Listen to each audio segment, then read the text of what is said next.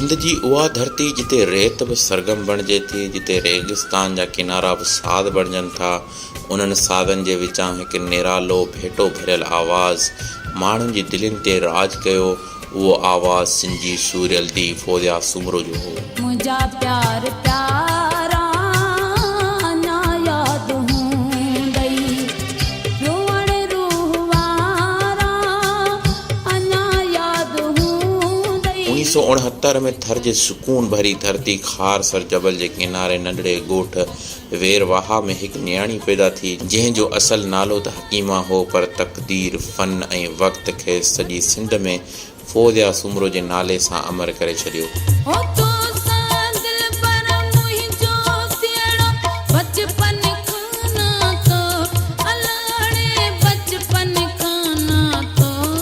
संदसि वालिद नथू ख़ान सुमरो हमद ऐं नातूं पढ़ंदो हो, पर न्याणी कुझु मुख़्तलिफ़ हुई।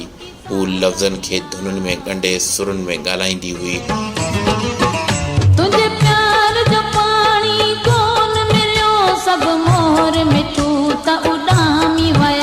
फ़ौजिया जो नंढपण टंडो मोहम्मद ख़ान जी घिटियुनि में गुज़रियो। 16 वरनि जी उमिरि में अनवर बलोच ऐं नसीर मिर्ज़ा जी मदद सां संदसि आवाज़ पहिरियों भेरो रेडियो पाकिस्तान हैदराबाद तां गूंजियो। संदसि पहिरियों कलाम बेक़दरा क़दर न कई, एतिरो त माण्हुनि खे वणियो जो ॻोढ़ा बि आवाज़ सां गॾु वही पिया।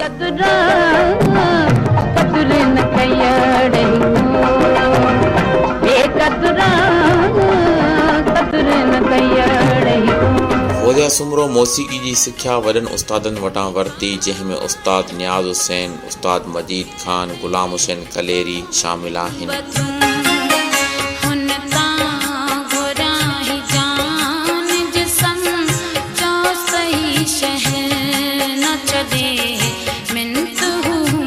फ़ौजिया जा सभई गीत सोन, पर कुझु कलामनि में दर्द जो सवायो रंग समायल आहे, जंहिंमें कारूं झरते आऊं अकेली आहियां, मूंखे रोई चई मूंखां धार न थी, तो विसारे चङी कान कई आहे।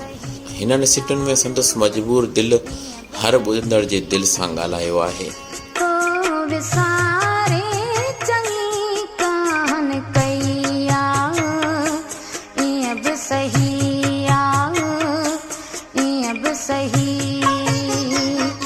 संदसि आवाज़ रुगो सिंध ताईं महदूद न रहियो, हुन उर्दू, सिराइकी, बलोची ऐं मारवाड़ी ॿोलियुनि में बि ॻायो आहे।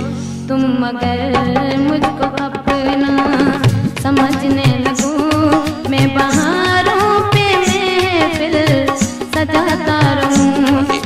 संदसि सुर सऊदी अरब, दुबई ऐं भारत ताईं पहुता। संदसि 110 कैसेटूं मार्केट में आयूं ऐं हर कलाम सिंध जी ख़ुशबू बणिजी दुनिया ताईं पहुतो।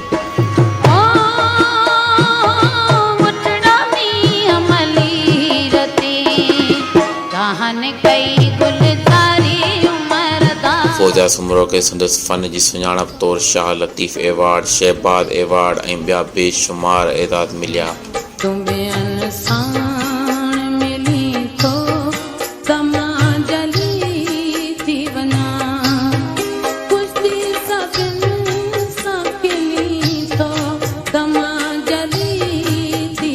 रुगो फ़नकारा न रही, पर सिंध जो सुर, दर्द ऐं इश्क जी नुमाइंदा बणिजी वई।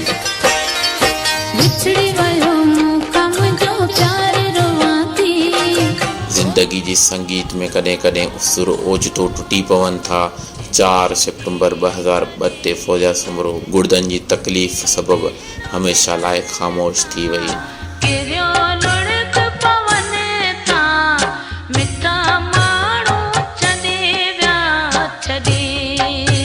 टंडो मोहम्मद ख़ान जे सखी बुरहान शाह कब्रिस्तान में आसूदा ख़ाक थी, पर संदसि आवाज़ अॼु बि रेगिस्तान जे वाव में, ॻोठाणनि जे मेड़नि में ऐं असांजी दिलनि में ज़िंदा आहे। बस तुंहिंजी ख़ुशी ख़ातिर जानी अॼु तुंहिंजी दुनिया छॾियो थी वञा, तूं पंहिंजनि सां आबाद हुजी। फ़ौजिया सुमरो जा ॻायल लोक गीत ऐं रुमानवी कलाम अॼु बि ओतिरा ई मक़बूल आहिनि जेतिरा संदसि हयाती में हुआ।